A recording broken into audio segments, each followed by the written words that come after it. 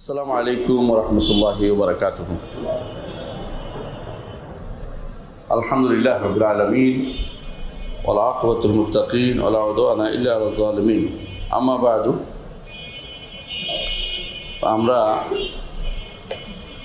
ইমাম ইবনে কুদামা আল মাকদিসি রাহমাতুল্লাহ আলাইহি রাহমাতুল্লাহ আলাইহির কিতাব লুমআতুল ইতিকাদ, আকিদার সংক্ষিপ্ত অর্থ, এটার আকিদার সংক্ষিপ্ত অংশ, আল হাদি ইলা সাবিলির রাশাদ, যেটা সঠিক পথের দিকে মানুষকে হেদায়েত দেয়। ইমাম ইবনে কুদামা আল মাকদিসির এই কিতাবটা পড়তেছিলাম, যার ব্যাখ্যা করেছেন আমাদের ওস্তাদ মুহাম্মদ সালেহ আল উসাইমিন, তিনি ব্যাখ্যা করেছেন। তো আমরা এটা একটা অংশ পড়েছি, আজকে ইনশাআল্লাহ বাকি অংশ পড়ব ইনশাআল্লাহ। যে অংশ আমরা ইতিপূর্বে পড়েছি, আজকে এর বাকি অংশ পড়ব ইনশাআল্লাহ।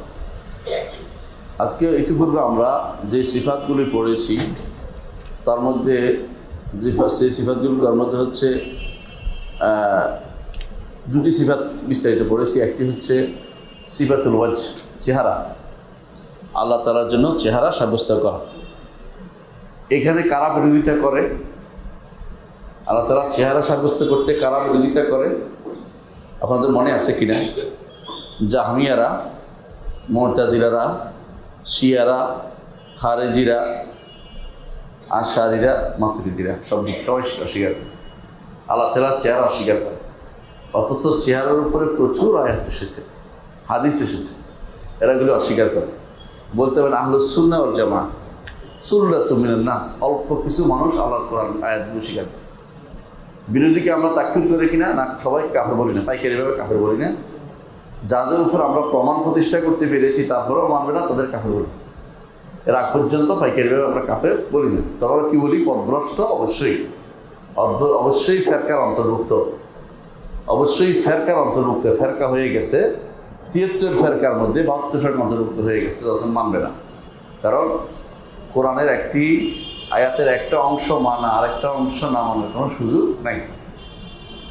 আল্লাহ তাআলা কোরআনে বলেছেন, এই জন্য যারা কিছু মানে আর কিছু মানে না, তারা উলাইকুমুল কাফিরুন হাক্কান, তারা প্রকৃত কাফের। কিন্তু আমরা নির্দিষ্ট করে কাউকে কাফের করছি না, বুঝে আসছে? দ্বিতীয় গুণটি আমরা জেনেছি আল ইয়াদান, সিফাতুল ইয়াদান, হাত। এটা ব্যাখ্যা করছিলাম, সিফাতুল ইয়াদ মনে নেই আপনাদের? আজকে এটা একটু এগিয়ে যাবো, অসুবিধা নেই। কোরআন এবং সুন্নাতে আল্লাহর জন্য হাত সাব্যস্ত করা হয়েছে। আল্লাহর জন্য দুটি হাত সাব্যস্ত করা হয়েছে। দুটি হাত কোথায় সাব্যস্ত করা হয়েছে? কোরআনেই আছে, বাল ইয়াদাহু মাবসুতাতানি, আল্লাহর দুটি হাত প্রসারিত, ইউনফিকু কাইফা ইয়াশা। প্রসারিত অর্থ হচ্ছে যেভাবে ইচ্ছে সেভাবে তিনি খরচ করেন। প্রসারিত অর্থ এই নয় যে আমরা যেভাবে প্রসারিত করে রাখছি ওইটা না। যখন ইয়ার পরে আসছে কথাটা, তখন বোঝাচ্ছে, এটা ব্যাখ্যা করে দিচ্ছে যে আল্লাহ যত ইচ্ছা তত খরচ করেন। তারা যে বলেছে আল্লাহর হাত আটকানো, এটা ঠিক নয়। এটাকে আল্লাহ তাআলা বলছেন বাল ইয়াদাহু মাবসুতাতান, তার দুটি হাত প্রসারিত, ইউনফিকু কাইফা ইয়াশা, যেভাবে ইচ্ছা তিনি সেভাবে খরচ করেন। এটা হচ্ছে আল্লাহ তাআলার হাত সাব্যস্ত করা হয়েছে। এটা বলেন নাই যে আল্লাহ তাআলার হাত নাই, এটা বলে নাই। হাদিসে আছে রাসূলুল্লাহ সাল্লাল্লাহু আলাইহি ওয়াসাল্লাম বলেছেন, ইয়ামিনুল্লাহি মালআ, আল্লাহর দুটি হাত পরিপূর্ণ, লা ইয়াগিদুহা নাফাকা, কোনো খরচ এটাকে একটু কমায় না। সাহাহুল লাইলি ওয়ান নাহার, রাত দিন অনবরত দান করে যাচ্ছে। অন্য হাদিস, এই হাদিস শেষে আসছে বিয়াদিহিল উখরা, তার আরেক হাতে আছে আল কাবদু, এক হাতে তিনি খরচ করছেন, আরেক হাতে আছে কাবদু, ইয়ারফাউ ওয়া ইয়াখফিদু, এক হাতে আছে তিনি কবজা করেন, কখনো তিনি ছাড় দেন, কখনো তিনি আবার ঢিল দেন, মানে ছাড় দেন, কখনো তিনি সংকুচিত করেন। অর্থাৎ মানুষের দাম, নিত্যদিনের দাম বাড়ে না, কমে না। মানুষের জীবন দেন, মানুষকে শান্তি দেন, অশান্তি সবই তার পক্ষ থেকে আসে। তো এইটাকে তিনি উল্লেখ করেছেন আল কাবদু আর অর্থ, বিভিন্ন অর্থ সেটা আসছে। তাহলে বোঝা গেল যে আল্লাহর জন্য দুটি হাত সাব্যস্ত করতে হবে। আল্লাহর জন্য হাত সাব্যস্ত করে কারা? আহলুস সুন্নাহ ওয়াল জামাআহ। করে না কারা? আবার জাহমিয়ারা করে না, মুতাজিলারা করে না, শিয়ারা করে না, খারেজিরা করে না, আশারি মাতুরিদিরা করে না। এর অর্থ হচ্ছে একমাত্র আহলুস সুন্নাহ ওয়াল জামাআহ কোরআন এবং সুন্নাহর সাথে আছে, তারা আল্লাহর জন্য হাত সাব্যস্ত করে, তবে আল্লাহর হাতের ধরন তারা সাব্যস্ত করে না, ধরন নাই। আল্লাহর জন্য দুটি হাত সাব্যস্ত করে। কয়টি হাত? দুটি হাত। কারণ আল্লাহ তাআলা কোরআনে বলেছেন সূরা সাদে, লিমা খালাকতু বিয়াদাইয়া, আদমকে তিনি বলেছেন, ইবলিসকে বলেছেন যে আদম, যাকে আমি দুই হাতে সৃষ্টি করেছি তাকে সেজদা করতে কে তোমাকে নিষেধ করলো? আমরা পড়েছিলাম ইতিপূর্বে যে আল্লাহ তাআলা তিনি হাত সাব্যস্ত, আল্লাহ তাআলা তিনি নিজ হাতে যে সমস্ত করেছেন বলে তিনি উল্লেখ করেছেন। তার মধ্যে একটা হচ্ছে আদম আলাইহিস সালাম, আরেকটা হচ্ছে জান্নাতুল আদন, আরেকটা হচ্ছে তাওরাত, আরেকটা হচ্ছে তাওরাত। এগুলিকে তিনি নিজের দিকে উল্লেখ করেছেন যে এগুলো লিমা খালাকতু বিয়াদাইয়া, যেমন বলেছেন ওখানেও হাদিসগুলিতে আসছে যে আমি তাদেরকে নিজে সৃষ্টি করেছি। বুঝে আসছে? আচ্ছা, অন্যান্য হাদিসেও আসছে। তো এখন কোনো কোনো হাদিসে আসছে এক বছর, বহু বছর, এগুলো আমি উল্লেখ করেছিলাম।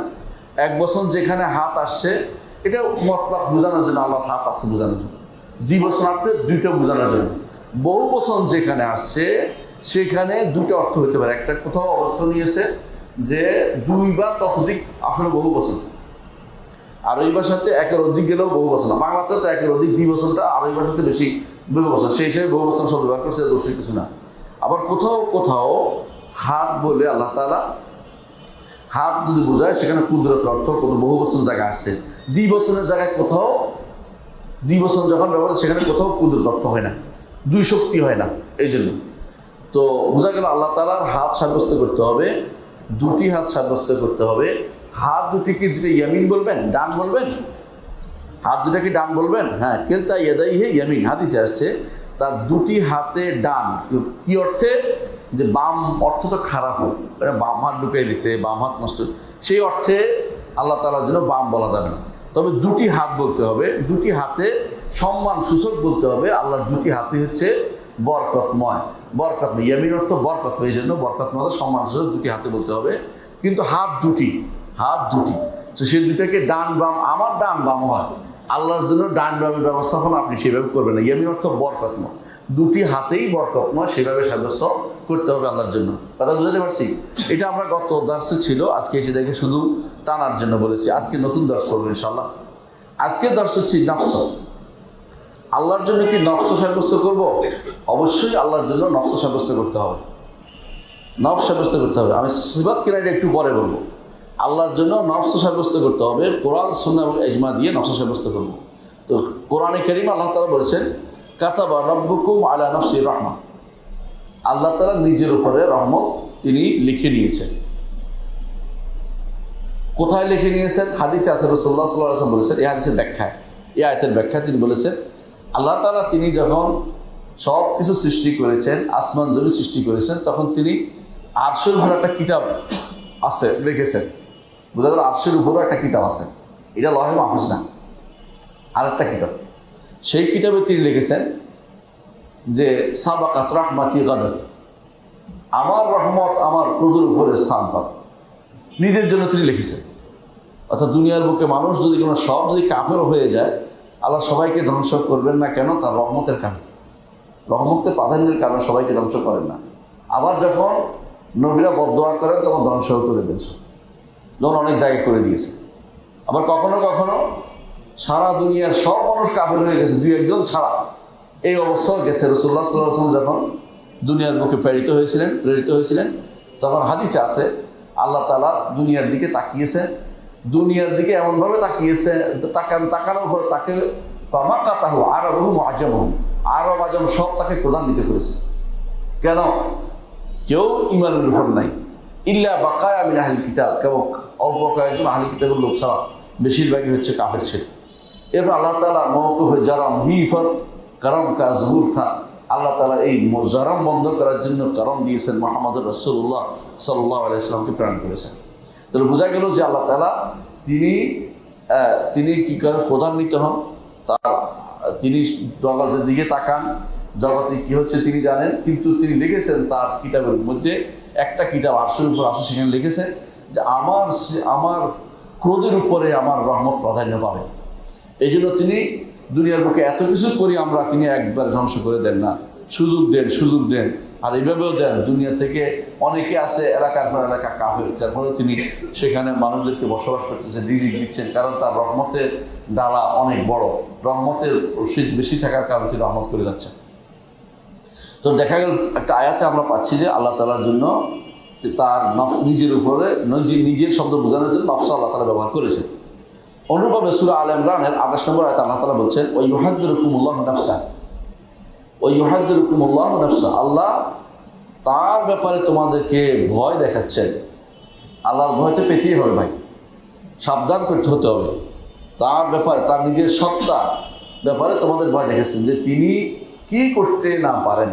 অর্ডার দিতে পারেন ধ্বংসের, অথবা ফেরেশতা পাঠাইতে পারেন, অথবা তিনি শাস্তি দিতে পারেন, কত কিছু তিনি করতে পারেন। এই জন্য আমাদেরকে তিনি ভয় দেখাচ্ছেন। তিনি বলেছেন ওয়া ইউহাদ্দিরুকুমুল্লাহু নাফসাহু। তাহলে বোঝা গেল যে নফস তার জন্য একটা সিফাত হিসাবে আল্লাহ তাআলা কোরআনে কারিমে সাব্যস্ত করেছেন। এখন এটা কী বলবেন, সিফাত বলবেন নাকি এটা জাত বলবেন, এটা আসতেছে একটু পরে বলবো।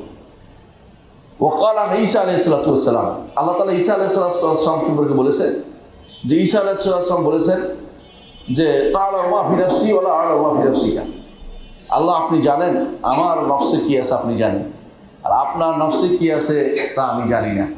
শব্দ দুটোই নফস আসছে, কিন্তু ঈসা আলাইহিস সালাতু ওয়াস সালামের ব্যাপারে আমরা সবাই জানি ঈসা কি সৃষ্ট না?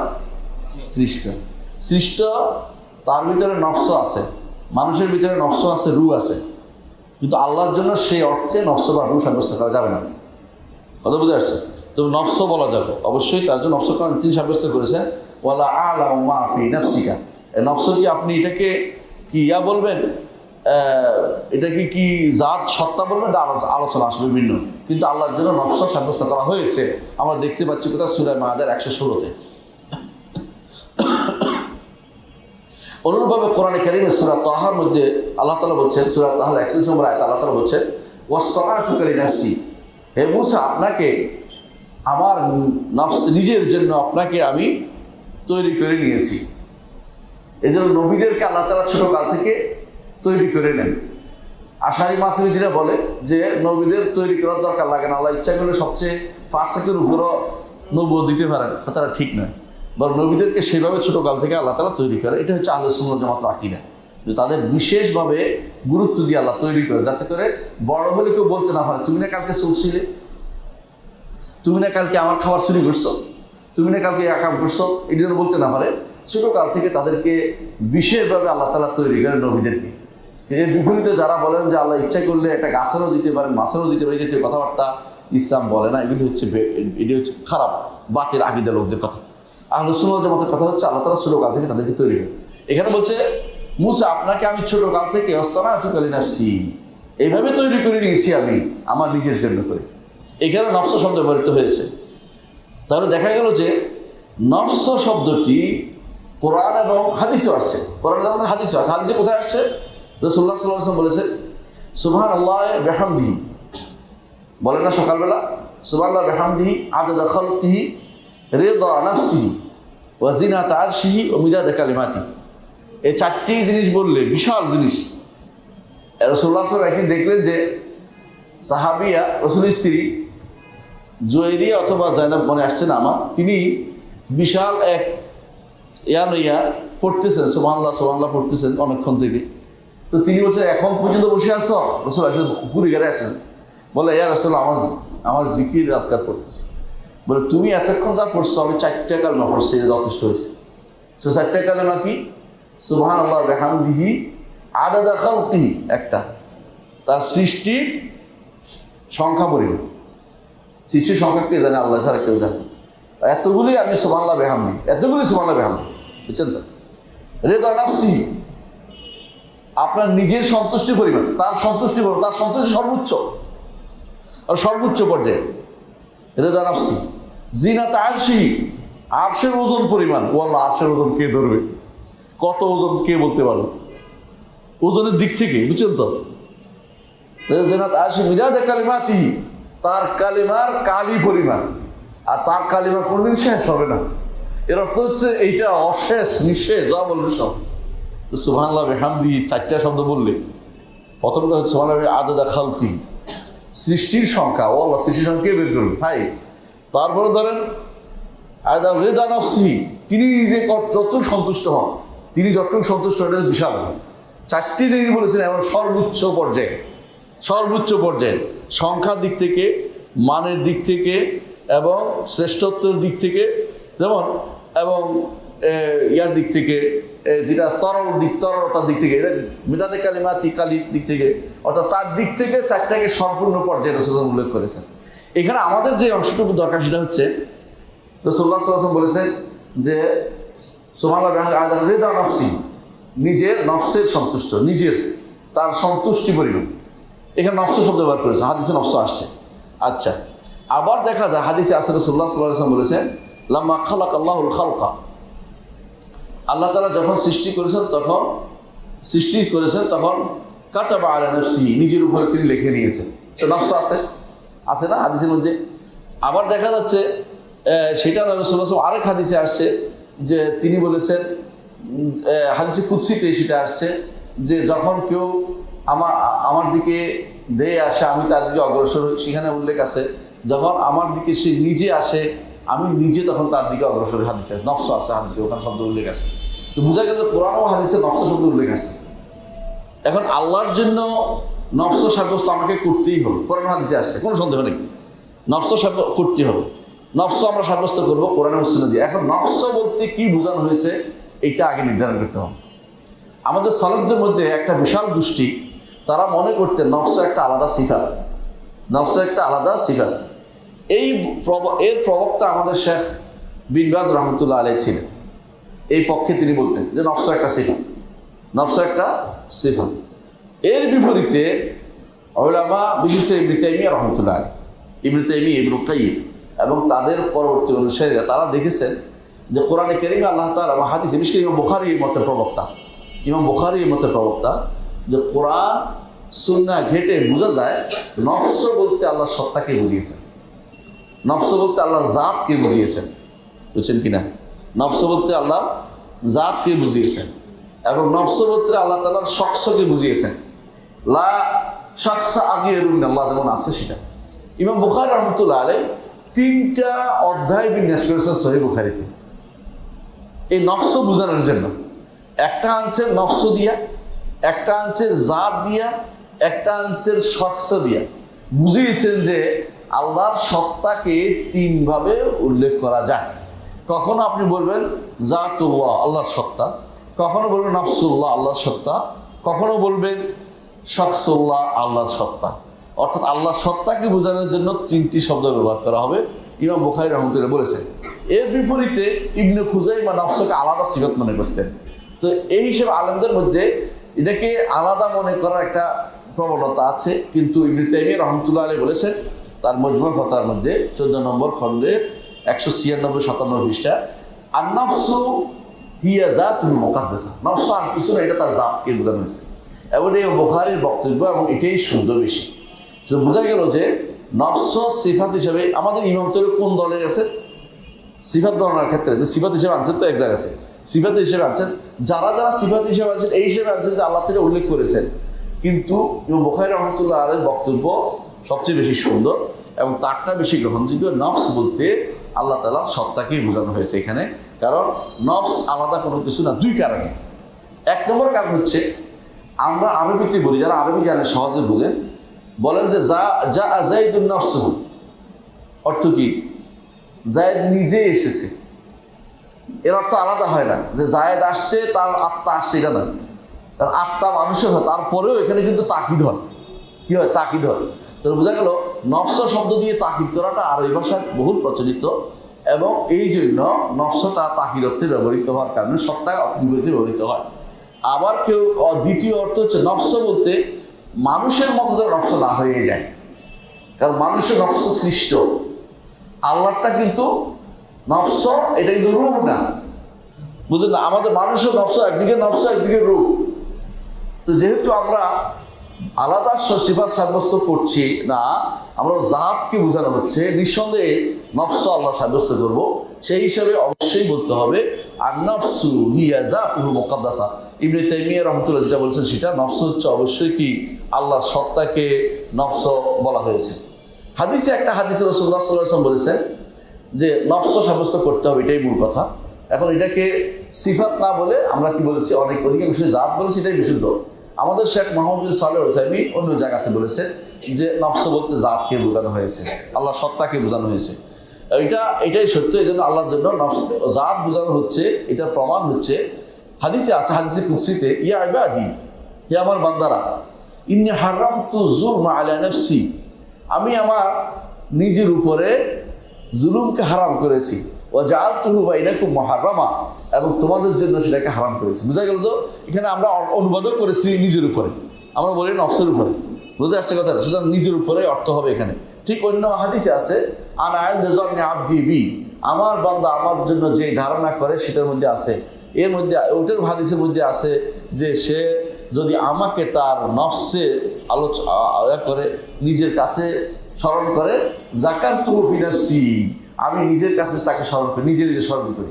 ওয়াইন যাকারানি ফি মালাইন যাকারতুহু ফি মালাইন খায়রিন মিনহু, আমি যদি কোনো একটা মজলিসের মধ্যে আমার কথা আলোচনা করে, যেমন কোনটা, যেমন আজকের মজলিস, তাহলে আমি এর চেয়ে উত্তম মজলিসে তার কথা স্মরণ করি। উত্তম মজলিসে কারা? ফেরেশতাদের মজলিসে আল্লাহ তাআলা আমার কথা স্মরণ করে। আল্লাহ তাআলা আমাদের জন্য স্মরণ করে, আলহামদুলিল্লাহ, বিশাল ব্যাপার। এই জন্য আল্লাহর কথা যত বেশি আলোচনা হবে, এটাই জিকির। তো আমাদের যারা বেদাতি গোষ্ঠী আছে, এরা মনে করে যেখানে যেখানে জিকির আসে সব হচ্ছে কি হালকাই জিকির, সব হালকা বের করে ওরা শুধু শুধু হালকা দেখে, আর কিছু দেখে না। লাভ দিয়ে গাছে উঠে, মাছে উঠে, উপরে উঠে, নিচে নামে, এগুলি দেখে।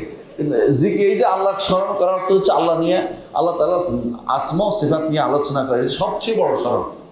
আল্লাহকে পরিচয় তুলে ধরা মানুষের কাছে নাম এবং গুণের মাধ্যমে, এটা হচ্ছে বড় স্মরণ। এইটা তারা কোনোভাবেই মানতে তাদের অন্তরে সায় দেয় না, কারণ তারা এটা মনে করে বিশাল হয়ে যাচ্ছে। তারা ওইটাই মজা লাগে, কতগুলি লাগাই দিলাম, এরপরে কেবল সবাই একসাথে টানলো, এটা মজা লাগে। কিন্তু কোরআন এবং সুন্নাহ গবেষণা করে আল্লাহর পরিচয় তুলে ধরা, এটা যে জিকির, এটা তাদের মাথার ভিতরে কোনোদিন আসে না। এটা হচ্ছে সবচেয়ে বড় জিকির, সবচেয়ে বড় জিকির অন্তর্ভুক্ত। কারণ আল্লাহ তাআলা সবচেয়ে বড়, তার জিকির সবচেয়ে বড়, এটা তার জিকির হচ্ছে সবচেয়ে বড়। সুতরাং তার জিকির কিভাবে হবে? তার জিকির হবে কোরআন এবং সুন্নাহর প্রদর্শিত পদ্ধতিতেই। আরেকটা হচ্ছে, এটা একটা জিকির। আরেকটা যে হালাল হারামের আলোচনা, কিন্তু জিকির, হালাল হারাম আলোচনা জিকির। এই জন্য মুআয ইবনে জাবাল রাদিয়াল্লাহু আনহু বলেছেন যে মাজালিসুল জিকরি মাজালিসুল হালাল ওয়াল হারাম, জিকিরের মজলিস বলতে বোঝানো হয় হালাল হারামের আলোচনা হয় এমন মজলিসগুলো। এর অর্থ হচ্ছে যারা আলোচনা করে, মাসআলা বলে, দ্বীনের মাসআলা বলে, সেটা অনেক উত্তম জায়গা, হালাল হারাম মাসআলার জায়গাটা। ঠিক অনুরূপভাবে যারা আল্লাহ সম্পর্কিত আকীদার বিষয়ে আলোচনা করে, সেটা হচ্ছে উত্তম জায়গা।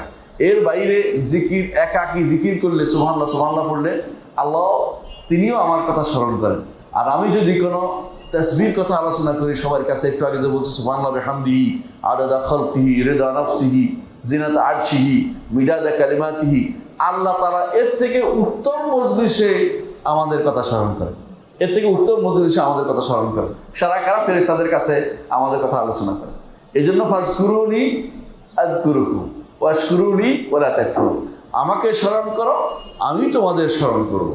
আল্লাহকে যত বেশি স্মরণ করবেন, আল্লাহ আল্লাহকে স্মরণ করবেন। এই যে আল্লাহর জিকিরের চেয়ে উত্তম কোনো কিছু দুনিয়াতে নাই।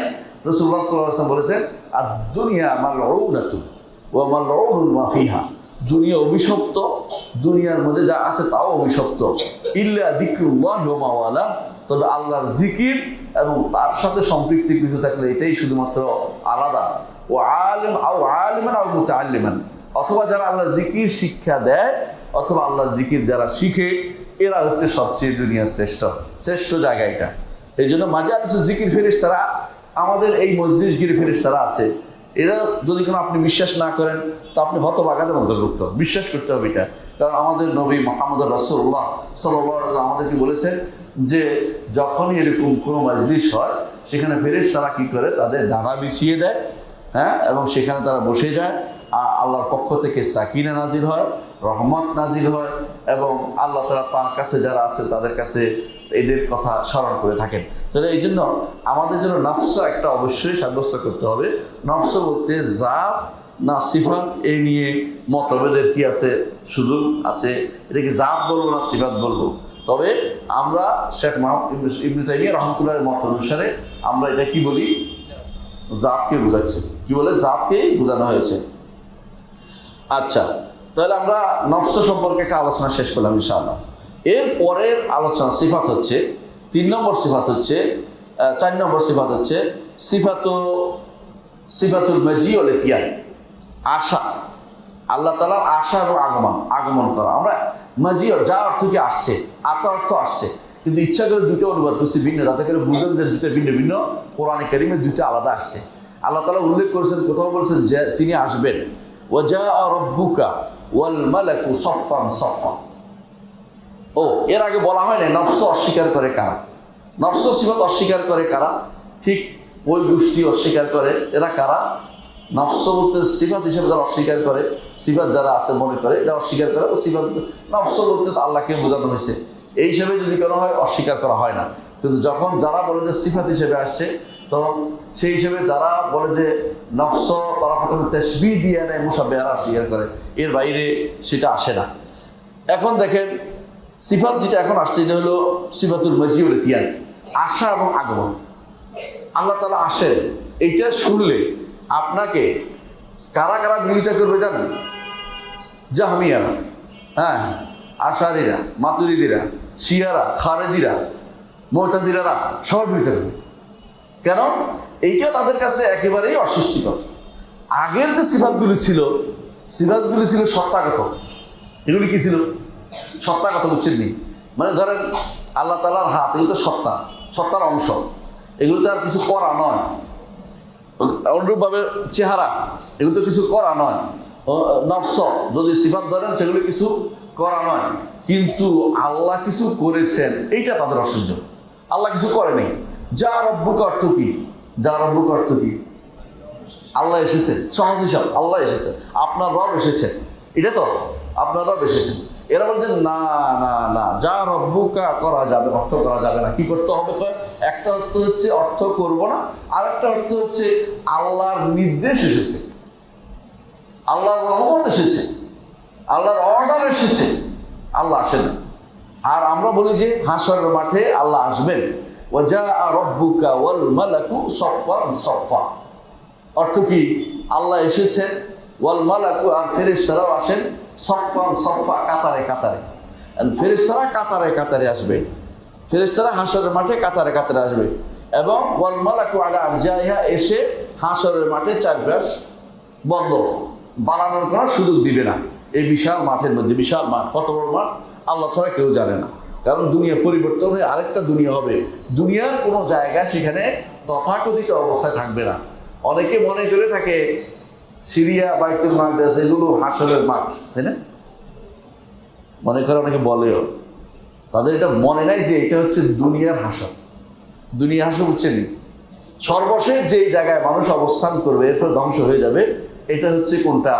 সিরিয়ার বাইতুল মাকদাস এলাকা। এরপরে ধ্বংস হবে দুনিয়ার হাসর, দুনিয়ার জমায়েত হওয়ার জায়গা। আখিরাতের জমিন এটা নয়, আলাদা একটা জমিন হবে, যেই জমিনে কোনো পাহাড় পর্বত থাকবে না, যেই জমিনে কোনো গাছপালা থাকবে না, যেই জমিনে কারো কোনো চিহ্ন থাকবে না, লাইসা ফি আলামুল আহাদ, কারো কোনো চিহ্ন থাকবে না। যেই জমিন সমান হবে, এখনকার জমিন একটু আস্তে আস্তে আস্তে আস্তে ক্রমান্বয়ে নিচের দিকে গেছে কোথাও, এখানে সেই জমিন একদম সমান হবে। যেই জমিন আটার কাইয়ের মতো হবে, যেই জমিনে কথা বললে সবাই শুনতে পাবে, রাসূলুল্লাহ সাল্লাল্লাহু আলাইহি ওয়াসাল্লাম উল্লেখ করেছেন যে তাকে দূর সবাই শুনতে পাবে, সেই একটা জমিন হবে। সেই জমিনে আল্লাহ তাআলা আসবেন, বুঝাচ্ছে ওয়াজাআ রাব্বুকা। এখন বলে কিভাবে আসবেন? আল্লাহ কোরআনে কিন্তু একটা কিভাবে আসবে আমরা জানি না, তবে একটা কথা বলেছেন, দেখি হাল ইয়ানজুরুনা ইলা আয়াতিহি ফি যুলালিন মিনাল গামাম। ফি যুলাল অর্থ কি? ছায়া, গামাম অর্থ কি? মেঘ। মেঘের ছায়ার সাথে আসবে, মেঘের ছায়ার সাথে আসবে, বুঝছেন কথাটা? মেঘের ছায়ার অধীন নয়। যদি মনে করে কেউ মেঘের ছায়ার ভিতরে আসবে, যায় না, এটা একদম কুফরি কালাম। কারণ আল্লাহ তাআলাকে কেউ পরিবেশন করতে পারে না। সুতরাং মেঘের ছায়াও থাকবে, আল্লাহ তাআলা আসবেন সেই হিসাবে, বুঝছেন তো? আল্লাহ তাআলা সেই হিসাবে আসে উপস্থিত হবেন। তো এরপরে বলেছেন ওয়াল মালাকু, ফেরেশতারা কিভাবে আসবেন? কাতারে কাতারে হাজির হবে। এখন যারা অস্বীকার করে আসা, তাদেরকে আপনি যদি জিজ্ঞাসা করেন আল্লাহ ফেরেশতারা কি হাশরের মাঠে আসবে, বলে হ্যাঁ আসবে, স্বীকার করবে। তাদেরকে জিজ্ঞাসা করেন, আপনি যদি কোনো অস্বীকার করেন যে হাসরের মাঠে ফেরেশতা আসা কেউ অস্বীকার করলে আপনি কি বলবেন? বলবে কাফের। আল্লাহ বলছে কোরআন। ঠিক এই অংশ, আগের অংশটা জিজ্ঞাসা করেন, তো আল্লাহ হাসরের মাঠে আসাকে আপনি অস্বীকার করলে কি বলবেন? আল্লাহ হাসরের মাঠে আসে না। কিন্তু একই রাতের অর্ধেক মানিটা কেমন হইল? কয় না, এটা তো হইতে পারে না, এটা হইলে তো আল্লাহ হরকত হয়ে যায়। হরকত তো সৃষ্টির গুণ, নড়াচড়া করা সৃষ্টির গুণ। আল্লাহ চালা আমার হরকত করতে আসবেন কি জন্য? হ্যাঁ, হাসরের মাঠে তিনি আসবেন কি জন্য? এটা মানে তিনি নির্ধারণ করে দিবেন, যেন ব্যক্তি নির্ধারণ আল্লাহ কি করবে না করবে। নাউযুবিল্লাহ। এই জন্য আল্লাহ তাআলা এই মাজি আশা, হ্যাঁ, যা আর সিফাত, যা থেকে ফেল, ফেল থেকে মাজি একটা সিফাত। কিন্তু আল্লাহ তাআলাকে যা বলা যাবে না, নাম বলা যাবে না। কিন্তু ফেল থেকে সিফাত হয়ে প্রমাণ হচ্ছে যা থেকে মাজি সিফাত আসছে। তো মাজি একটা সিফাত। আরেকটা সিফাত হচ্ছে যে এতিয়ান, আল্লাহ আসবেন। ইয়াতিয়া রব্বুক, আইয়াতিহুমুল্লাহ, আল্লাহ আসবেন হাসরের মাঠে। তো দুটোই অর্থ কাছাকাছি। আসা, আগমন করা পার্থক্য আছে, শব্দ পার্থক্য। দুটোই আল্লাহ তাআলার জন্য এই গুণ দুটা অবশ্যই সাব্যস্ত করতে হবে। কিভাবে সাব্যস্ত করবেন? হাদিসের মধ্যে উল্লেখ আছে একটা, কিভাবে আসবেন। হাদিসের মধ্যে আছে, রাসূলুল্লাহ সাল্লাল্লাহু আলাইহি ওয়াসাল্লাম বলেছেন যে যখন হাসরের মাঠে সবাই একত্রিত হবে, হবে না? হবে। আল্লাহ তাআলা তখন বলবেন যে যার ইবাদত করতো তার পিছনে চলো। তখন একদল গোষ্ঠী যারা সূর্যের ইবাদত করতো, সূর্যের মতো একটা বানিয়ে দেবে, এর পিছনে চলতে চলতে জাহান্নামে চলে যাবে। আরেক দল যার ইবাদত করতো, যে যেটা ইবাদত করতো, চন্দ্রের ইবাদত করতো, চন্দ্রের মতো একটা বানিয়ে দেবে, এটা সামনে সামনে জাহান্নামে চলে যাবে। অর্থাৎ শেষ, এটা শেষ, এটা আর কোনো কথা নেই, জাহান্নামে চলে গেছে। আরেক গোষ্ঠী যারা মূর্তি পূজা করতো, মূর্তি একটা বানিয়ে দেওয়া হবে, এটা পিছনে হাঁটতে হাঁটতে জাহান্নামে চলে যাবে। লেফট রাইট, সব লেফট রাইট করে চলে যায় জাহান্নামে। বাকি থাকবে, রাসূলুল্লাহ সাল্লাল্লাহু আলাইহি ওয়াসাল্লাম বলেছেন, হাত্তা ইযা লাম ইয়াবকা ইল্লা মা ইয়াবুদুল্লাহ আতাহুম রাব্বুল আলামিন। সবশেষ বুখারী মুসলিমে আসছে, সবশেষ দুই উভয় হাদিসে, বুখারীতে আসছে, মুসলিমও আসছে, যে যখন কোনো কিছু অবশিষ্ট থাকবে না, সব চলে গেছে, বাকি থাকবে কে? আর থাকবে শুধুমাত্র ঈমানদাররা, যারা আল্লাহর ইবাদত করতো। আর এই উম্মতের ভিতরে তখন মুনাফিকরা থেকে যাবে, কারণ মুনাফিকরা বাহ্যিকভাবে আর কিছুর ইবাদত করতো না। বুঝেছো? তো এরা ওই সময় ভিতরে ভিতরে ঢুকে থাকবে। তো ওই সময় আল্লাহ তাআলা হাসরের মাঠে আসবেন, আসে বলবেন যে আনা রব্বুকুম, আমি তোমাদের রব। তো ঈমানদাররা কি বলবে? না, আপনি আমাদের রব না, আপনি আমাদেরকে রব হলে আমার রবকে আমরা চিনব। তাহলে কিভাবে চিনবে? বলে তার পায়ের নলা দিয়ে আমরা চিনব। তখন আল্লাহ তাআলা তার পায়ের নলা উন্মুক্ত করবেন, তাকে বলবেন যে সিজদা, সবাই সিজদায় পড়ে যাবে। হ্যাঁ, ইয়াউমা ইউকশাফু আন সাকিব ওয়া ইউদআউনা ইলা সুজুদ ফালা ইস্তাতিউন। তখন মুনাফিকরা সিজদা করতে পারবে না। মুনাফিকরা পিঠ একদম কাসায়া আসিল বাকান, গরুর শিংয়ের মতো হয়ে যাবে। গরুর শিং যখন পাকা করা যায় না, রাসূলুল্লাহ উদাহরণ দিয়েছেন গরুর শিংয়ের মতো, যে এটাকে কোনো ক্রমেই এদিক করতে পারতেছে না, অর্থাৎ কোনোভাবেই সিজদা করতে পারতেছে না। অর্থাৎ এতদিন যে মিথ্যা কথা বলছে, মিথ্যা এখন আল্লাহ তাআলা সবার সামনে প্রমাণিত করে দেখাই দিবেন যে তোমরা দুনিয়াতেও মিথ্যা বানিয়েছিলে, এখানেও আমাদের ভিতরে ভিতরে ঢুকে বসে আছো। এর হাসরের মাঠে আল্লাহ তাআলা আসবেন, প্রমাণ করে দিচ্ছে হাদিস দ্বারা যে তিনি আসবেন এবং তিনি পায়ের নলা বা গোসা যেটাকে বলেন, যেটা শাক কোরআনে বলা হয়েছে, শাক উন্মুক্ত করবেন। এইটা হাদিস দ্বারা প্রমাণিত হয়েছে। সুতরাং শাকও একটা সিফাত, এটা আসবে। কিন্তু আশাটা একটা সিফাত, এটা প্রমাণের জন্য শুধুমাত্র বলছি যে আশাটা একটা সিফাত। ওই সিফাতে কারণে তিনি আসবেন, আসার পরে তার এই অবস্থা হবে। তারপর কি হবে? তারপর বলবেন যে ঠিক আছে, জান্নাতে যেতে হলে কি যেতে হবে? ঈমানদাররা, তোমরা জান্নাতে যেতে হলে এই জাহান্নাম পার হয়ে জান্নাতে যেতে হবে। তো জাহান্নাম পার হওয়ার জন্য কি থাকবে? ফুলসিরাত থাকবে। ফুলসিরাত যখন রওনা হবে, ফুলসিরাত যাওয়ার সময় তখন আল্লাহ তাআলা প্রত্যেকে তার ঈমান অনুসারে তাকে নূর দিবেন। ঈমান অনুসারে প্রত্যেকের নূর দিবেন। কোরআনে কারীমে আল্লাহ তাআলা এই জন্য বলেছে, নূরুহুম ইয়াসআ বাইনা আইদিহিম ওয়া বিআইমানিহিম, তাদের সামনে পিছনে নূর জ্বলতে থাকবে। ইয়াকুলুন রব্বানা আতমিম লানা নূর, আল্লাহ নূর আরো বাড়িয়ে দেন। কারণ অল্প দেখলে আপনি বলেন আরে আলো বাড়াস না কেন? আল্লাহ তাআলাকে আমরা তখন বলবো যে আল্লাহ নূর বাড়িয়ে দেন। আতমিম লানা নূরানা ওয়াগফির লানা, আমাদের ক্ষমা করে দেন, আল্লাহ বাড়িয়ে দেন, নূর দেন, নূর দেন বলতে থাকবো। রাসূলুল্লাহ সাল্লাল্লাহু আলাইহি ওয়াসাল্লাম নূরের জন্য প্রতিদিন সালাতে আসার সময় দোয়া করতেন। এই নূরের জন্য কি দোয়া করতেন? আল্লাহুম্মা জাল ফি কলবি নূরা وفي لساني نورا وفي سمعي نورا وفي بصري نورا وعن يمين نورا شمالي نورا فوقي نورا تحتي نورا এরপরে وعن লিসানি নূরা, দামি নূরা, মুখি নূরা, ওয়া আসাবি নূরা, ওয়াজআল লি নূরা, ওয়াজআল লি নূরা, ওয়া আযিম লি নূরা, ওয়া আযিম লি নূরা, ইজআল লি নূরা। এইভাবে আল্লাহ তাআলা 25টা নূর চাইতেন, 25টা নূর চাইতেন। এই জন্য হাদিসটা পড়বেন, কোথায় পাবেন? হেসনুল মুসলিমে পাবেন। হেসনুল মুসলিম যার কাছে পড়ে নেবেন, হাদিসটা মুখস্থ করে নেবেন, প্রতিদিন আসা না আসা নূর চাইবেন, কারণ এই নূর আপনার দরকার। জান্নাতে যেতে হলে নূরটা দরকার। এরপরে কি করবো? যখন পার হওয়ার সময় আসবে, তখন রাসূলুল্লাহ সাল্লাল্লাহু আলাইহি ওয়াসাল্লাম বলেছে যে পার হওয়ার সময় আসবে, তখন এরা তো পার হয়ে যাবে সামনে ইমানদাররা, মুনাফিকরা কি করে বলবে যে আমরা তো আলো পাচ্ছি না, মুনাফিক আলো নাই। তখন কি বলবো? কোরআন আল্লাহ উল্লেখ করেছে, ইয়াকুলুনা আনজুরুনা আনজুরুনা ইনতাজিরুনা, আমাদের একটু অপেক্ষা করো না, আমাদের জন্য একটু দাঁড়াও না, আমাদের একটু দাঁড়াও না, নাক্তাবিস মিন নূরিকুম, তোমাদের নূর দেখে দেখে একটু আমরা পার হইতে চাই। কিল ইরজিউ ওয়ারাকুম, তখন বলা হবে পিছনের দিকে তাকাও, পিছনের দিকে তাকাইলে এরা চলে যাবে, এখন তারা নিচে কেটে পড়ে যাবে। বুঝে আসছে কথাটা? দুনিয়ার বুকে তোমরা যে ফেতনা বাজাইছো, যে উল্টাপাল্টা করছো, মুনাফিকি করছো, এখন তোমরা কারো আলো দিয়ে পার হইতে পারবে না, জাহান্নামে পড়বে, তবে কষ্ট পেয়ে পড়বে, কেটে কুটে পড়বে, জাহান্নামে তোমাদেরকে পড়তে হবে। দার কিলাস ফলে মিনান্নার, তখন পড়ে যাবে, কারণ ইমানদাররা তখন পার হয়ে যাবে। ইমানদাররা পড়বে কোথায়? ইমানদাররাও কেউ কেউ পড়বে, সেখান থেকে আল্লাহ তাআলা বের করবে। ইমানদারদের জাহান্নামীদের জাহান্নাম একরকম হবে না। আপনারা সানাজাল মুসলিমিন একাল মুজরিমিন মা লাকুম কাইফা তাহকুমুন, ইমানদার জাহান্নাম, কাফের জাহান্নাম একরকম, মুনাফিকের জাহান্নাম একরকম হবে না। বরং ইমানদারদের জাহান্নামের আগুন অনেক কম হবে, কাফের জাহান্নাম আগুন বেশি হবে। আর ইমানদারদের জাহান্নাম একটা সময় আসবে, কেউ থাকবে না। কাফের জাহান্নামের মধ্যে চিরস্থায়ী এটা থাকবে, এরা এখান থেকে আর কোনোদিন বের হতে পারবে না।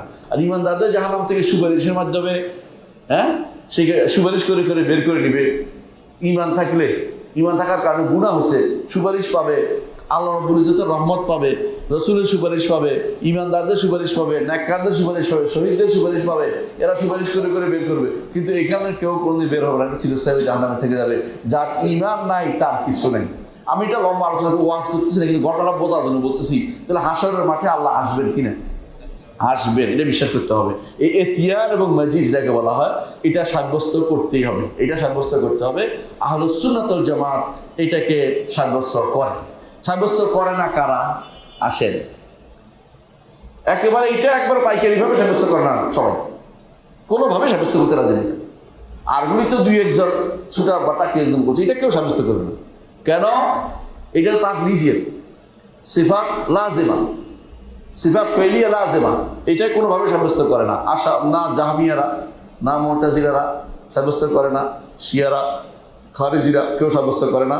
শিয়ারা খারেজিরা বুঝছেন, শিয়ারা কারা? এখন শিয়ারা কারা?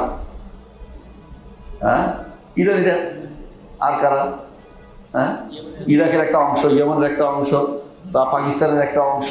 আলহামদুলিল্লাহ আমার দেশে কম, আলহামদুলিল্লাহ, আল্লাহর খাস রহমত। আবার এই কুয়েতে আছে, লেবাননে আছে, লেবানন তো বিশাল অংশ নিয়ে, এরা হুতিরা, এই সবগুলি হচ্ছে এরকম। এরা এবং কি খারেজি কারা ছিলেন তো? খারেজি ওমানিরা, বর্তমান ওমানের শাসকরা খারেজি, এগুলি এরা সব কেউ স্বীকার করে না, হাঁসের মাঠে আসবে না। আর কি আর স্বীকার করে? আশারি মাত্র হাঁসের মাঠে আসবে না। কি করে? কেউ অর্থ করে, কেউ অর্থহীন করে। অর্থ যারা করে দূরবর্তী একটা ব্যাখ্যা দাঁড় করায়, তাবিল করে। আর কেউ বলে অর্থহীন, না অর্থ নাই, এর কোনো অর্থ নেই। কি আল্লাহ আসবেন অর্থ জানি না, আশা অর্থ করা যাবে না, এভাবে রেখে দাও। বা কুল্লুমা আউ হামাত তাসবিহা, কুল্লুমা আউ হামাত তাসবিহা ফাউল আউল ওয়া রুম তানজিহা। তাদের কথা হলো যে তাসবিহ হতে পারে এমন কিছু করা যাবে না। তাদের নিকট আল্লাহ যদি আসে তুই তো সৃষ্টির মতো হয়ে যায়, সুতরাং আল্লাহর জন্য আশা সাব্যস্ত করা যাবে না। আমাদের নিকট অবশ্যই সাব্যস্ত করতে হবে। কয়টা গেল? 4 নম্বর মাজিও কিয়ান গেল, তাই না? এটা সাব্যস্ত করতে হবে, হাসরের মাঠে আসবেন। 5 নম্বর সেটা হচ্ছে আল্লাহ তাআলার জন্য রেদা, সন্তুষ্টি সিফাত গুণ সাব্যস্ত করতে হবে। আল্লাহ তাআলা কারোর উপরে সন্তুষ্ট হন, আল্লাহ তাআলা কারোর উপরে সন্তুষ্ট হন, এটা সাব্যস্ত করতে হবে। আল্লাহ তাআলা সন্তুষ্ট হন, এটা আল্লাহ একটা সিফাত। কোরআনে কারীমে আসছে, হাদিসে আসছে। কোরআনে কারীমে কোথায় আসছে? আল্লাহ তাআলা বলছেন রাদিয়াল্লাহু আনহুম ওয়া রাদু আন, আছে না? লাকাদ রাদিয়াল্লাহু আনিল মুমিনিনা ইয বা'আসা ফীহিম রাসূলাম মিন আনফুসিহিম, আছে না? কোরআনে কারীমে কত জায়গা দিয়ে আসার হিসাব নাই আল্লাহ সন্তুষ্টির কথা, আল্লাহ সন্তুষ্টির কথা। যেমন আল্লাহ বারবার বলছে আল্লাহ ইমানদারদের উপর সন্তুষ্ট হয়। শুধু একটা উদাহরণ আমি বলতে পারি, যেখানে আল্লাহ বলছেন সূরা মায়েদার 119 নম্বর আয়াতে যে আল্লাহ তাআলা তাদের উপর সন্তুষ্ট, তারাও আল্লাহর উপর সন্তুষ্ট। ইমানদারদের কথা বলছেন কারা? সাহাবায়ে কেরাম উপর আল্লাহ তাআলা সন্তুষ্ট। আল্লাহ তাআলা সন্তুষ্ট হন, আল্লাহ তাআলা সন্তুষ্ট হন, কারণ এটা একটা সিফাতে ফেলিয়া, মানে আল্লাহ এটা করেন, যেটা আগে নয়, এটা পরে হয় না। আগে ধরেন যে ব্যক্তি কাফের ছিল, এরপরে ঈমান আনছে না, এরকম রসুল ভাই তো সবই তো এরকমই। ধরেন রসুল ভাই তো সবই তো এরকম ছিল, আগে কাফের ছিল পরে ঈমানদার হয়েছে। আবু বকর আগে ছিলেন কাফের, পরে ঈমানদার হয়েছে, প্রত্যেকে এরকমই। তো সেই হিসাবে আল্লাহ তার আগে অসন্তুষ্ট ছিলেন, পরে কি হয়েছে? সন্তুষ্ট হয়েছে। এটা বিবেক মাত্রই বলে, কোরআনও বলে, হাদিসও বলে, ইজমা সবাই বলে, কিন্তু সাব্যস্ত করে না কারা? জাহমিয়া, আশারি, মাতুরিদি, মুতাজিলা, শিয়া, খারেজি কেউ স্বীকার করে। আর কি এতগুলি মানুষ, এতগুলি ফেরকা কেন স্বীকার করে না? বলছে যদি আল্লাহ সন্তুষ্ট হন তাহলে তো তিনি কিছু একটা করলে তো তিনি পরিবর্তন হয়ে গেলেন। তাকাইয়ুর, আর তাকাইয়ুর পরিবর্তন হওয়া হচ্ছে সৃষ্টির গুণ, স্রষ্টার গুণ হইতে পারে না পরিবর্তন হওয়া। আরে সৃষ্টি যেহেতু পরিবর্তনশীল, তার গুণও পরিবর্তনশীল। এটা বলো, স্রষ্টা যেহেতু অপরিবর্তনশীল, তার গুণ তিনি যেটাই করেন এটা পরিবর্তন নাম দেওয়ার অধিকার তোমার আল্লাহ দেয় নাই। তোমার এটা নাম দিও না, তুমি নাম দিচ্ছ কিয়াস করার পরে যে সৃষ্টি যেহেতু এরকম হলে পরিবর্তন হয়। বুঝলেন কথাটা? সন্তুষ্ট হলে কি হয়? পরিবর্তন হয়। দুনিয়াতে হয় না? হয়। কিরকম হয়? আমি তার উপর সন্তুষ্ট হতে 2 টাকা দিলাম, 10 টাকা করলাম, তারপর তারে বাসায় ডাকাত দাওয়া দিলাম, কেন সন্তুষ্ট হওয়ার পরেই করে মানুষে, তারে কোলাগুলি করে। তো আপনি আল্লাহরে সন্তুষ্ট কেমন হয়েছে আপনি কেমন বুঝবেন? কয় না আল্লাহ সন্তুষ্ট হয় না। তো কি করে? কয় না আল্লাহ সওয়াব দেয়। কি দেয়? সওয়াব দেয়। অথবা সন্তুষ্ট অর্থ আমরা বুঝি না, নাউজুবিল্লাহ। অথচ সন্তুষ্ট অর্থ সাহাবায়ে কেরাম বুঝতো, তাবিঈনরা বুঝতো, সবাই বুঝছে। কোরআন হাদিসের অর্থ যা সহজ, এটা কোনো কি নয়, এটা কোনো মুতাশাবিহ শব্দ না, কঠিন শব্দ না। একেবারে যে কোনো মানুষ, আর এই ভাষা তো সহজ ভাষা, সহজে এটা আসছে। এটা কোনো এমন শব্দ না যে বুঝতে কোনো আমাদের ব্যাগ পেতে কোনো শব্দ না। কিন্তু তাদের নিকট আল্লাহর জন্য এই গুণটি সাব্যস্ত করা যাবে না, নাউজুবিল্লাহ। বরং গুণটি সাব্যস্ত করতে হবে। এটা আল্লাহর একটা গুণ। এটা আল্লাহর একটা কি গুণ? সিফাত ফেলিয়া, কার্যগত গুণ, কর্মগত গুণ। এটাকে অবশ্যই সাব্যস্ত করতে হবে। একটা হাদিস বলবো, রাসূলুল্লাহ সাল্লাল্লাহু আলাইহি ওয়াসাল্লাম বলেছেন, ইন্নাল্লাহা লা ইয়াদউ আলা আবদি ইয়াকুল আকাতা ফায়াহমাদু আলাইহা। বান্দা যখন কোনো খাবার খায়, এরপর যখন আলহামদুলিল্লাহ, রাসূলুল্লাহ সাল্লাল্লাহু আলাইহি ওয়াসাল্লাম বলেন আল্লাহ তাআলা তখন বান্দার উপরে সন্তুষ্ট হন। ঠিক না? আচ্ছা, এটা কি খাওয়ার আগে কি সেটা পাইছে? না, পায়নি। আর যে ব্যক্তি খাওয়ার পরে আলহামদুলিল্লাহ বললো না, তার উপর আল্লাহ কি হবেন? অসন্তুষ্ট হবেন। যদি তাহলে অসন্তুষ্ট এখন হচ্ছে না আগে থেকে হয়ে আসে? এখন হচ্ছেন। ওদের নিকট না আল্লাহ তাআলা সন্তুষ্ট হন না। আল্লাহ তাআলা সন্তুষ্ট অর্থ সওয়াব দেন। এটা আরেকটা অর্থ করে বলছি। আল্লাহ তাআলা সন্তুষ্ট হওয়ার অর্থ সওয়াব দেন, অসন্তুষ্ট অর্থ হচ্ছে আযাব দেন। যেটাই ভুল। বরং আল্লাহ তাআলা সন্তুষ্ট হন এবং আল্লাহ তাআলা যারা অসন্তুষ্ট হন সেটাও আল্লাহ তাআলা করেন। এটা আসবে সামনে। তাহলে আল্লাহ তাআলা সন্তুষ্ট হন সাব্যস্ত করতে হবে। তবে কিভাবে এটা আমরা জানি না। সন্তুষ্ট হন অর্থ আমরা বুঝি, ধরন আমরা জানি না। কোনোভাবে এটাকে সওয়াবের অর্থে করা যাবে না। এই জন্য যারা এটাকে অস্বীকার করে, মুতাজিলারা সবগুলি অস্বীকার করছে, একটাও বাদ দেয় নাই। আর জাহমিয়ারা নামও অস্বীকার করেছে, আল্লাহর নামও বলা যাবে না। ফালাসিফারা নামও বলা যাবে না, সিফাতও বলা যাবে না, কর্ম অস্বীকার করেছে, আল্লাহ সৃষ্টিও করেন নাই। তো সৃষ্টি কেমন হয়েছে? সৃষ্টি হয়েছে নবম পলক ঘুরতে একটা আলাদা হয়ে আসছে। সৃষ্টি এখানে পড়ছে, একটা খণ্ড পড়ছে, এটা এখন বৈজ্ঞানিক দাম দিয়ে চালু করছে। তো একটা পৃথিবী আর একটা অন্য গোলক থেকে আসা পড়ছে, এখানে আটকে গেছে, এটা এদিক সেদিক যায় না, মানে বানাইছে একটা বসে নাউজুবিল্লাহ। অর্থাৎ তারা যারা তথাকথিত দার্শনিক, এরা আল্লাহ তাআলা সৃষ্টি করছে এটাও বলতে রাজি নেই। জাহমিয়ারা আল্লাহর ফেল সাব্যস্ত করে, আল্লাহর নাম নাই। আর মুতাজিলারা আল্লাহর ফেল সাব্যস্ত করে, নাম সাব্যস্ত করে, গুণ নাই। আর আশারি মাতুরিদিরা আল্লাহর কিছু গুণ, অল্প কয়টা গুণ মানে, বেশিরভাগ গুণে তারা অস্বীকার করে। কিন্তু আহলুস সুন্নাহ ওয়াল জামাত সমস্ত গুণকে তারা স্বীকার করে নেয়। এই জন্য আমাদেরকে সমস্ত গুণকে স্বীকার করে নিতে হবে। এইটা হলো 5 নম্বর গুণ। আল্লাহ তাআলা 5 নম্বর এটা সিফাত ফাইলিয়া, আল্লাহ তাআলা সন্তুষ্ট হন। আর এরপরে হচ্ছে আল্লাহ তাআলা ভালোবাসেন। আল্লাহ তাআলা ভালোবাসেন, এটা কত নম্বর গুণ? 6 নম্বর গুণ। দলিল কি আল্লাহ কোরআনে বলছেন ইউহিব্বুহুম ওয়া ইউহিব্বুনাহু। কোরআন বলছে যে তারা আল্লাহকে ভালোবাসে, আল্লাহও তাদেরকে ভালোবাসেন। আচ্ছা বলেন তো ভালোবাসার গুণটা এটা কি? আপনি বলতে পারবেন যে সবাইকে আল্লাহ ভালোবাসে? না, কাফেরদের আল্লাহ ভালোবাসেন না। আবার কি বলতে পারবেন যে সবাইকে আল্লাহ ঘৃণা করে? না, ঈমানদারদেরকে আল্লাহ ঘৃণা করেন না। তাহলে এখন আপনাকে বলতে হবে যখন ঈমান আনছে তখন আল্লাহ ভালোবাসছে, যখন কুফরি করছে তখন আল্লাহ ঘৃণা করছে। তাহলে বোঝা গেল যে সিফাতে ফেলিয়া বা কর্মগত গুণটি যখন ইচ্ছা তখন হয়। সব সময় এটাকে যে সব সময়ের জন্য সাব্যস্ত করে দিচ্ছি এইটা বলা যাবে না, যে আমি সব সময় একটা ঠিক স্থির হয়ে রয়েছে এটা বলা যাবে না। তো যেহেতু তারা সব সময় করতে পারে না, তাদের নিকট সিফাত পরে কিছু আল্লাহ করতে পারে না, এখন আল্লাহ কিচ্ছু করে না, এই জন্য তারা এই সিফাতকে অস্বীকার করে না, আল্লাহ ভালোবাসেন না। অথচ ভালোবাসা সাব্যস্ত করেছে আল্লাহ তাআলা কোরআনে কারীম বলেছেন যে তোমরা হে আহল আরবরা, হে কুরাইশরা, তোমরা যদি ঈমান না আনো আল্লাহ এমন একটা জাতিকে আনবেন যারা আল্লাহর উপর ঈমান আনবে, আল্লাহ যুদ্ধ করবে, আল্লাহ তাদের ভালোবাসবেন, তারাও আল্লাহকে ভালোবাসবে।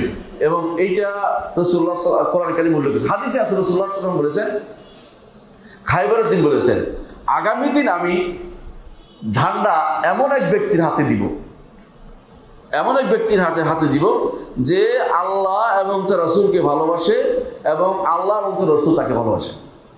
সবাই সারা রাত ধরে উন্মুখ হয়ে রয়েছে, আমারে ডাকবে, আমারে ডাকবে, আমার সবাই মনে হচ্ছে আমি তো কম ভালোবাসি না আল্লাহ রাসূলকে, কিন্তু আল্লাহ কাকে ভালোবাসে, আল্লাহ রাসূলকে, আল্লাহ আল্লাহ আল্লাহ আল্লাহ কাকে ভালোবাসে এটা তো বলা কঠিন। এটা একমাত্র রাসূলুল্লাহ সাল্লাল্লাহু আলাইহি ওয়াসাল্লামকে আল্লাহ জানিয়ে দেয়, তখন শুধুমাত্র বলতে পারবে। ঠিকই রাসূলুল্লাহ সাল্লাল্লাহু আলাইহি ওয়াসাল্লাম সকালে ডাকলেন, আলী কই, আলী কই, আলীকে ডেকে আনো, আলী চোখের সমস্যা, ডেকে আনো। চোখের মধ্যে ফু দিয়ে দিলেন, থুতো লাগিয়ে দিলেন, ভালো হয়ে গেল। আর আলী সেদিন যুদ্ধ করলেন। আমার দায়িত্ব হচ্ছে এটুকু বলা যে আল্লাহ ভালোবাসে, আলীকে ভালোবাসার কথা রাসূল ঘোষণা করে গেছেন। বোঝা গেল যে আল্লাহ তাআলা কাউকে ভালোবাসেন, এটা বিশ্বাস করতে হবে। রাসূলুল্লাহ সাল্লাল্লাহু আলাইহি ওয়াসাল্লাম হাদিসে আরও আছে, আল্লাহ তাআলা যদি কোনো কাউকে ভালোবাসেন তখন জিবরিলকে ডেকে বলেন, জিবরিলকে কি বলেন, ইন্নী আহবাবতু ফুলানান ফাহিব্বা, জিবরিল অমুককে আমি ভালোবাসছি, তুমিও তাকে ভালোবাসো। জিবরিল তখন ইউনাদি ফি মালাকুতিস সামা, আকাশের যে রাজত্ব সেখানে ডেকে বলেন। আকাশ রাজত্বে কারা থাকে? হ্যাঁ, ফেরেশতারা। এদেরকে ডেকে বলেন যে আলা ইন্না রাব্বাকুম আহাব্বা ফুলান ফাহিব্বু, জেনে রাখো তোমাদের রব অমুককে ভালোবাসে, তোমরা তাকে ভালোবাসো। ফায়ুহিব্বুনা, তারা তাকে ভালোবাসতো, তাকে ভালোবাসে। সুম্মা ইউদাউ লাহুল কবুলু ফিল আরদ, জমিনের মুখে তার জন্য ভালোবাসা ঢেলে দেওয়া হয়, মানুষ তাকে ভালোবাসতে আরম্ভ করে। বুঝে আসছে? তো এই ভালোবাসা উপর থেকে আসে। আগে আল্লাহ ভালোবাসেন, তারপর বান্দার প্রতি ভালোবাসা আল্লাহ নাযিল করেন। তাহলে আল্লাহ ভালোবাসেন, হাদিসের প্রমাণিত হলো। ওদেরকে না না না ভালোবাসতে তো সমস্যা, ভালোবাসতে না তো কি করেন? আল্লাহ সওয়াব দেন, সব সওয়াব দিয়ে চলে গেছে, আল্লাহ সওয়াব দেন। আরে আল্লাহ সওয়াব দেন তো ভিন্ন জিনিস, সওয়াব তো দিবেন, আল্লাহ বলেছে ভিন্ন জায়গায়, হাদিসে বলেছে সওয়াব দেন, ভালোবাসে। আপনি ওইটা বলেন না না ভালোবাসে না, এই আয়াতগুলি সবগুলিকে অপব্যাখ্যা তারা করে, সবগুলি অপব্যাখ্যা তারা করে। তো কি বলছে? অর্থ হচ্ছে আল্লাহ সওয়াব দেন। আমরা কি বলি? আল্লাহ ভালোবাসেন এবং আল্লাহকে আমরা ভালোবাসি, আল্লাহকে আমরা ভালোবাসি। ওদের সমস্যা হচ্ছে ভালোবাসা অস্বীকার করে কেন? দুই কারণে। এক নম্বর হচ্ছে ভালোবাসতে হলে কি লাগবে? অন্তর নরম হইয়া যাইব, তাই না? অন্তরের মধ্যে একটা টান হবে। তো এরকম টান তো মানুষের হয়, আল্লাহর জন্য সাব্যস্ত করে তো হায় হায় হায় হায় বরবাদ হয়ে গেল। না না না, আল্লাহর জন্য আল্লাহ ভালোবাসেন না, নাউযুবিল্লাহ। আল্লাহ অবশ্যই ভালোবাসেন, আল্লাহ অবশ্যই ভালোবাসেন এবং আল্লাহ তাআলাকে আমরাও ভালোবাসি, এটা স্বীকার করতে হবে। ভালোবাসা আল্লাহর একটা সিফাত ফেলিয়া, সিফাত ফেলিয়া, আল্লাহর একটা কর্মগত গুণ, এটা সাব্যস্ত করতে হবে। এটার ধরন আমরা জানি না, আল্লাহ তার ধরন আমরা জানি না, আমরা আল্লাহকে ভালোবাসি এটা আমরা বলি। ভালোবাসার তো হচ্ছে আল্লাহ আল্লাহ তাআলাকে ভালোবাসে, অন্তরে বোঝা যায়, এটা প্রত্যেকটি মানুষই বুঝতে পারে আল্লাহকে কেমনে ভালোবাসে। হ্যাঁ, এবং আল্লাহ তাআলা কোরআনে কারীম উল্লেখ করেছেন, ওমিনান নাসি মান ইয়াত্তাখিযু মিন দুনিল্লাহি আনদাদা ইউহিব্বুনাহুম কাহুব্বিল্লাহ ওয়াল্লাযীনা আমানু আশাদ্দু হুব্বান লিল্লাহ। মানুষের মধ্যে কিছু মানুষ আছে আল্লাহর সাথে আরো কিছু শরীক সাব্যস্ত করে, শরীক সাব্যস্ত করে এইগুলিকে আল্লাহকে যেমন ভালোবাসে সেরকম ভালোবাসে। আর যারা ঈমানদার তারা আল্লাহকে বেশি ভালোবাসে। বুঝছেন কিনা? ঈমানদার হইতে হইলে আল্লাহকে বেশি ভালোবাসতেই হবে। আর ঈমানদার যদি না হইতে চান তো আল্লাহর সাথে অন্য কাউকে সম পরিমাণ ভালোবাসলে আপনি কাফের হয়ে গেছেন।